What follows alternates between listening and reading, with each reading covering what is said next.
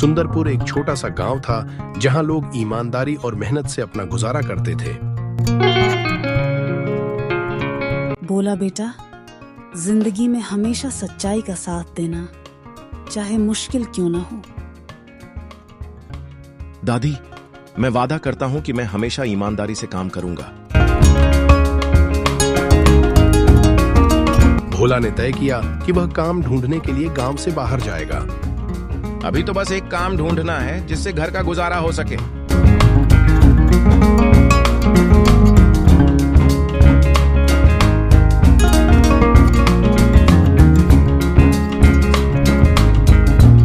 भोला दूसरे गांव भरतपुर में पहुंचा, जहां हर तरफ हरियाली और खेती दिखाई दे रही थी। भोला एक बड़ी सी हवेली के पास पहुंचा, जहां ठाकुर तेज प्रताप बैठे थे। नमस्ते ठाकुर जी, मैं सुंदरपुर गांव से हूँ। मेरा नाम भोला है, काम की तलाश में आया हूँ। अच्छा भोला, मेरे पास काम है, पर ये काम थोड़ा मुश्किल है। क्या तुम कर पाओगे?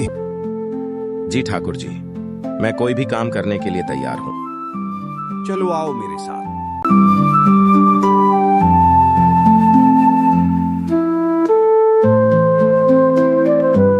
ठाकुर ने भोला को काम और सैलरी के बारे में समझाया। ये खेत 10 एकड़ का है, पूरा साल काम करोगे, सैलरी 500 रुपए और 2 टाइम का खाना मिलेगा। ठाकुर साहिब, मैं यह काम पूरी ईमानदारी से करूंगा। एक छोटी सी झोपड़ी भी रहने के लिए मिल जाए तो शुक्रिया होगा। तुम उसकी टेंशन मत लो। भोला अपनी नई झोपड़ी में रहकर खेत में काम शुरू करता है। अब मेहनत से काम करूंगा और अपने लिए पैसा कमाऊंगा।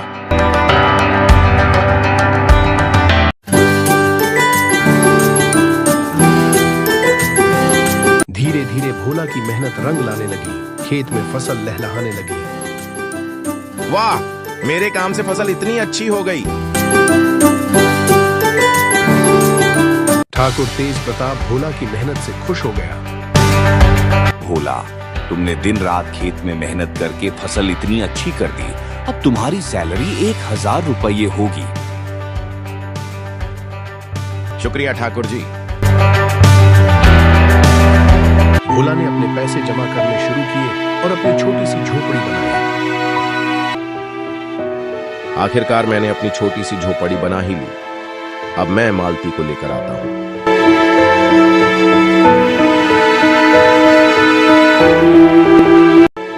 मालती सो रही होती है और भोला उसके घर आ जाता है।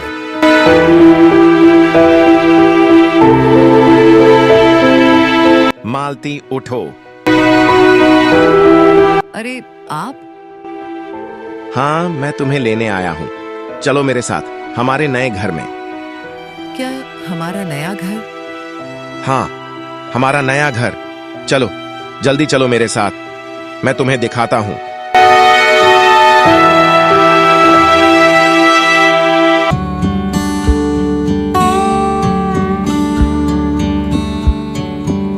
मालती देख, अपनी मेहनत से मैंने ये छोटी सी झोपड़ी बना ली। वाह भोला, अब हम चैन से यहाँ रह सकते हैं। हाँ मालती, चलो अंदर चलें।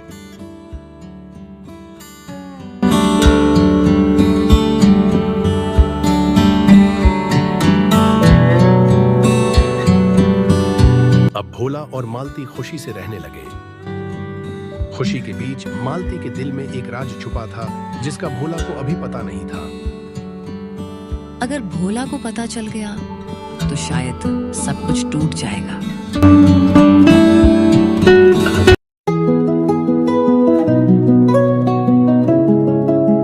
मालती के साथ कुछ दिन गुजारने के बाद भोला ने सोचा कि खेत के साथ एक और काम शुरू करे, ताकि आमदनी बढ़ सके। दोनों घर जा रहे होते हैं, तभी रास्ते में दोनों रुक जाते हैं। मालती, मैं सोच रहा हूँ एक छोटी दुकान खोलूं। लोगों को सामान यही मिल जाएगा और हमारी आमदनी भी होगी। भोला, तुम्हारी सोच बहुत अच्छी है। मैं तुम्हारे साथ हूँ। छोटी सी दुकान भी हमारा सपना बन जाएगी। तू साथ है, बस अब कुछ भी नामुमकिन नहीं लगता। भोला इतना कहता है और मालती हंसने लगती है। फिर दोनों वहां से रवाना हो जाते हैं।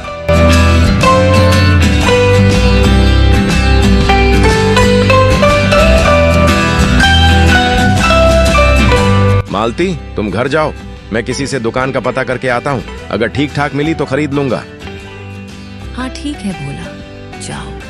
मुझे पूरी उम्मीद है तुम्हें मिल जाएगी।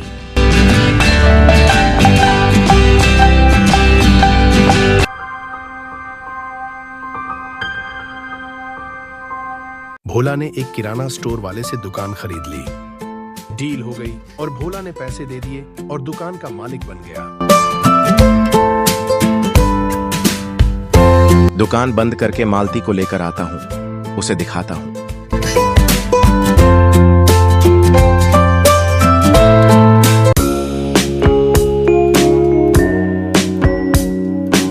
मालती, मैंने दुकान खरीद ली है किराने की।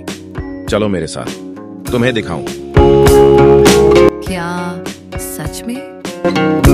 हाँ ना, चलो जल्दी।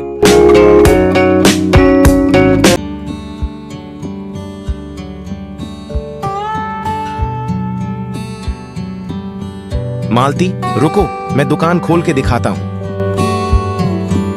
अरे भोला, आपने तो कमाल कर दिया। हम दोनों रोज दुकान खोला करेंगे। ठीक है मालती।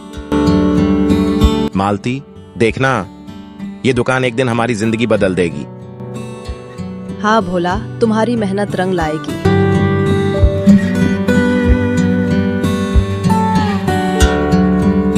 दुकान खुलते ही पहला ग्राहक आया और भोला और मालती के चेहरे पर मुस्कान आ गई। भैया 1 किलो चावल देना। जी बिल्कुल, ये लीजिए। भोला की दुकान पहले दिन से ही चलने लगी, लेकिन ये देखकर ठाकुर के दिल में जलन भर गई।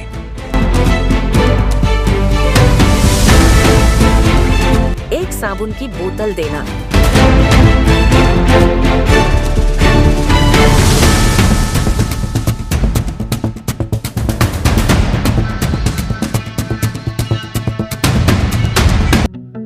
रात हो गई और भोला और मालती ने दुकान बंद कर दी और अपने घर की तरफ रवाना हो गए।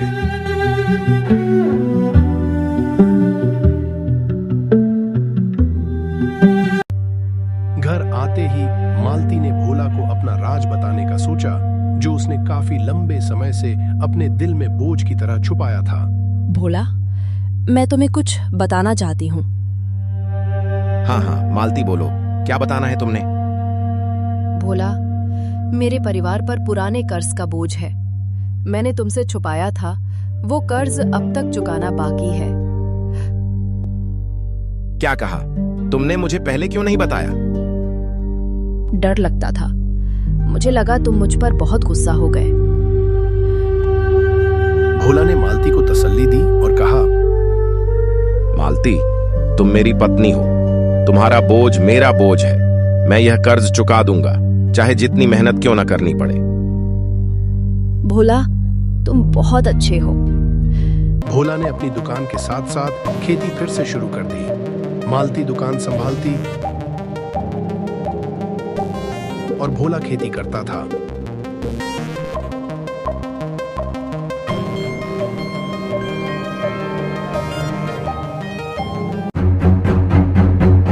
अपनी हवेली की चौखट पर बैठा ठाकुर तेज प्रताप भोला की चलती दुकान और बढ़ती इज्जत को देख सोच में पड़ गया। ये भोला तो ज्यादा ही मशहूर होता जा रहा है। गांव वाले मुझे भूलकर उसके पास जा रहे हैं। ठाकुर के दिल में जलन और बढ़ गई। उसने भोला के खिलाफ साजिश सोचनी शुरू की। मैं इसे दिखाता हूं कि असली ताकत किसकी है। ये भोला अब ज्यादा ही उड़ रहा है।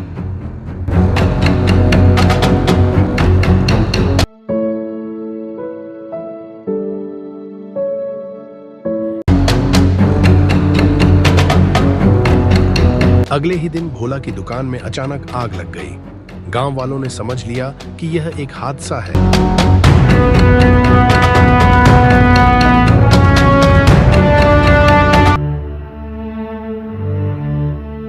सब खत्म हो गया। वो घर जाके मालती को बताता है।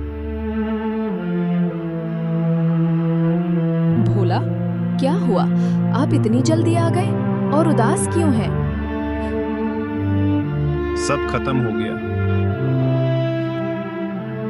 आप रो क्यों रहे हैं भोला? हुआ क्या है?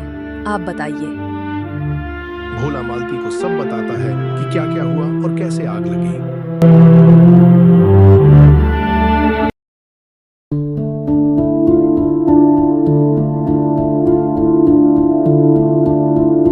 अगले ही सुबह भोला के घर के बाहर आए अपना कर्ज लेने।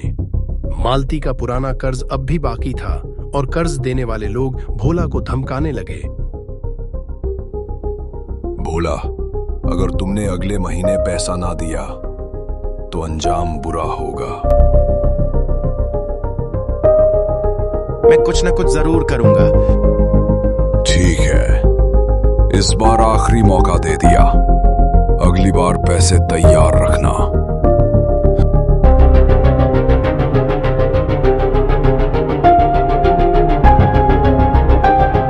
भोला, ये सब तो ठाकुर की चाल है। दुकान में आग लगाना और ये धमकी देना सब उसी का किया धरा है, क्योंकि ये लोग ठाकुर के यहाँ काम करते हैं। अगर ये सच है तो मैं ठाकुर का सामना करूंगा।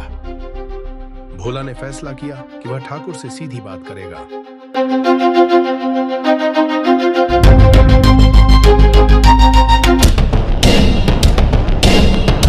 भोला ठाकुर के घर जाता है और कहता है, ठाकुर जी, मुझे आप पर शक है।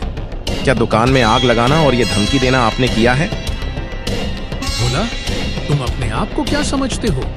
मैं चाहता तो तुम्हारा सब कुछ खत्म कर सकता था।